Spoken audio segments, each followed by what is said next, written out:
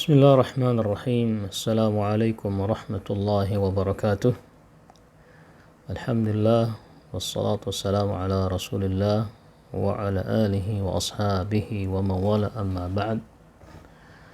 Para mahasiswa yang sama-sama berbahagia,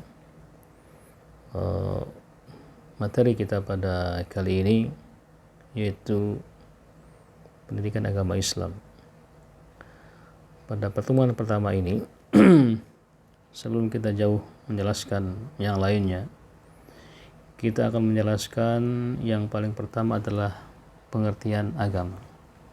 Karena mata kuliah kita adalah pendidikan agama Islam, maka sebelum kita menjelaskan Islamnya, ada baiknya kita menjelaskan dahulu apa itu agama.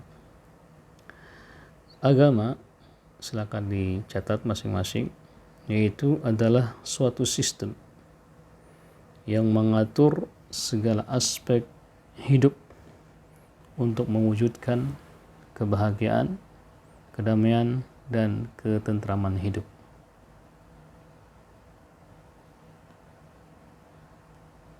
Agama secara umum, seperti yang saya katakan tadi, adalah sistem.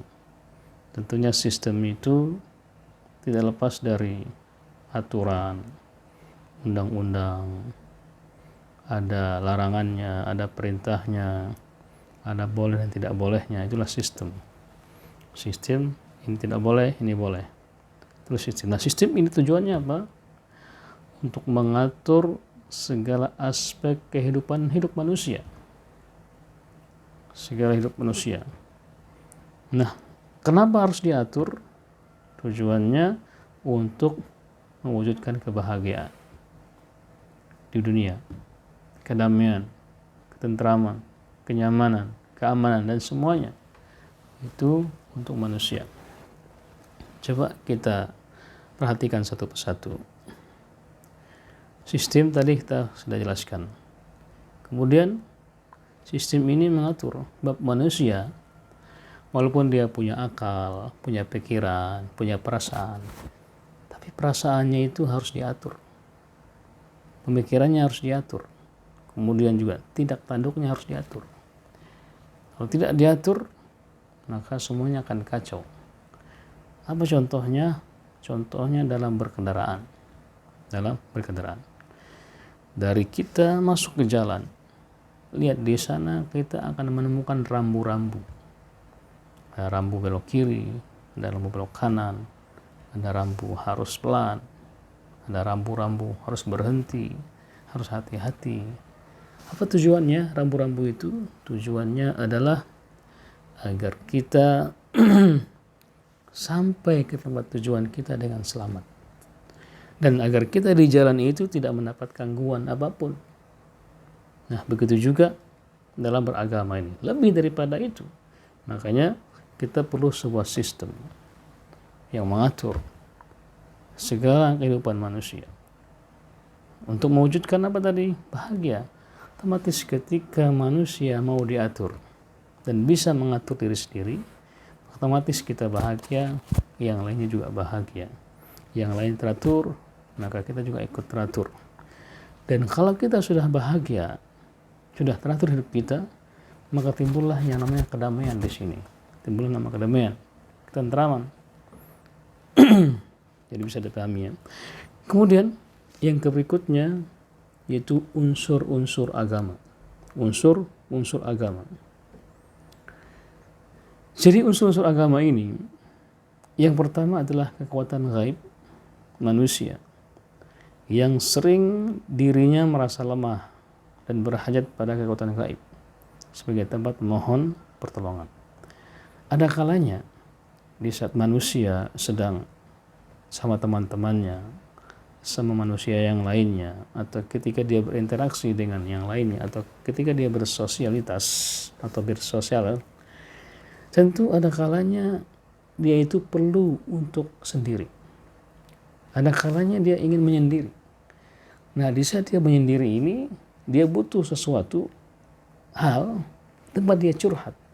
Makanya butuh kekuatan yang gaib. Maka yang zat yang maha gaib itu Allah Subhanahu wa taala. butuh tempat dia curhat, butuh tempat dia untuk mengutarakan segala apa yang dia pikirkan, dia hayati, dia pikirkan agar plong. Maka butuh kekuatan zat yang maha gaib, itu Allah Subhanahu wa taala. Yang kedua, di antara unsur-unsur agama yaitu keyakinan manusia. Kita ingat, kita sebagai manusia sudah tentu punya keyakinan. Dan keyakinan itu berbeda-beda. Nah, untuk mengatur itu harus ada agama yang mengatur itu. Kemudian yang ketiga, yaitu ada respon yang bersifat emosional dari manusia. Respon yang bersifat emosional dari manusia. Kenapa? Karena ketika manusia berinteraksi, berbicara, ada banyak orang yang dia temukan,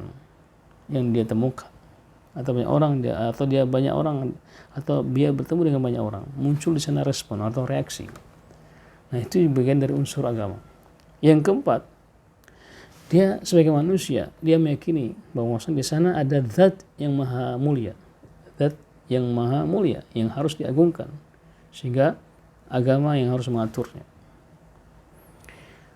Kemudian para mahasiswa yang sama-sama berbahagia, kita pindah ke yang ketiga, itu C, yaitu klarifikasi agama. Klasifikasi agama, artinya agama itu ada berapa macam sih di dunia ini? Yang pertama dan yang paling utama adalah ada agama wahyu. Dan yang kedua, ada agama bukan wahyu. Agama wahyu ini itu agama yang menghendaki iman kepada Allah Subhanahu wa taala sebagai pemberi wahyu, kepada rasul-rasulnya penerima wahyu, dan kepada kitab-kitabnya. Dan kumpulan-kumpulan wahyu ini disatukan dalam kitab. Ini agama wahyu. Kalau agama bukan wahyu, dia sumbernya nggak jelas, sumbernya tidak jelas. Sumbernya tidak jelas. Agama bukan wahyu, hanya agama yang didapati dari manusia-manusia yang melewati perjalanan tertentu, pengalaman tertentu, kemudian dia mengutarakan kepada yang lainnya, kemudian dia bukukan, sehingga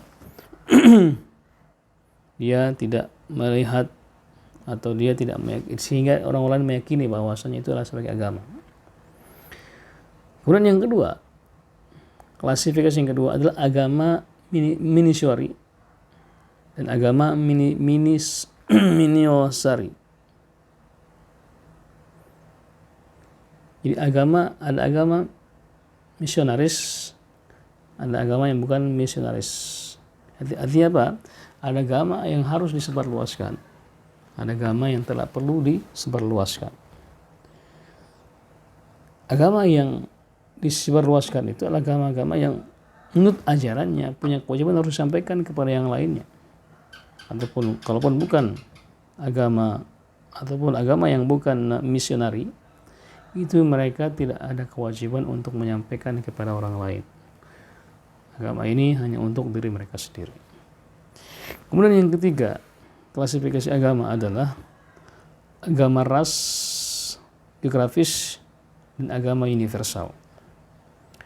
Dari segi ras atau geografis, agama dibagi menjadi dua atau dibagi menjadi berbagai macam. Yang pertama, agama Semitik, pada umumnya adalah agama wahyu seperti Islam, Nasrani, dan juga Yahudi. Dan yang kedua, agama non-Semitik, pada umumnya itu Arya dan Mongolia. Dengan demikian, kita, wahai para mahasiswa, kita sudah menyelesaikan pertemuan kita pada kali ini, pertemuan perdana. Mudah-mudahan kita bisa memahaminya dan mengerti. Semoga kita bisa mendapatkan pemahaman. Semoga Allah Subhanahu wa taala selalu melindungi kita semua dan kemudahan kita dalam menjalankan agama ini. Memahami apa yang kita jelaskan tadi, kemudian kita bisa mengamalkannya. Demikian, Wassalamualaikum warahmatullahi